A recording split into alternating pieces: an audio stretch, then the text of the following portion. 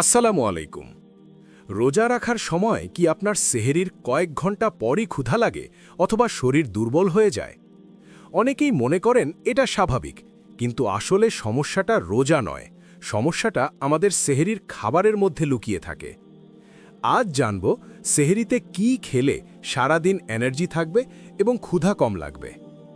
আমাদের মধ্যে অনেকেই সেহরিতে শুধু ভাত, রুটি বা মিষ্টি জাতীয় খাবার বেশি খেয়ে থাকি। এই ধরনের খাবার দ্রুত হজম হয়ে যায় এবং রক্তের শর্করা দ্রুত বাড়িয়ে আবার কমিয়ে দেয়। ফলে কয়েক ঘন্টা পর শরীর ক্লান্ত লাগে, মনোযোগ কমে যায় এবং আবার ক্ষুধা অনুভব হয়। তাই সেহরিতে শুধু পেট ভরানো নয়, সঠিক পুষ্টি গ্রহণ করা খুব জরুরি। একটি স্বাস্থ্যকর সেহরির প্লেটে 3টি গুরুত্বপূর্ণ উপাদান থাকা উচিত। প্রথমত প্রোটিন, যেমন ডিম, ডাল, মাছ, মুরগি বা দই।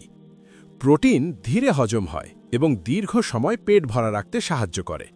দ্বিতীয়ত ফাইবার, সবজি, ফল, ওটস বা লাল আটার রুটি হজম ধীর করে এবং ক্ষুধা কমায়। তৃতীয়ত পর্যাপ্ত পানি। ইফতার থেকে সেহরি পর্যন্ত ধীরে ধীরে পানি পান করলে শরীর হাইড্রেটেড থাকে এবং ক্লান্তি কম হয়। একটি সহজ সেহরি হতে পারে একটি ডিম, কিছু সবজি, অল্প ভাত বা রুটি এবং দই বা ফল। সেহরিতে কিছু ভুল আমাদের অবশ্যই এড়িয়ে চলা উচিত।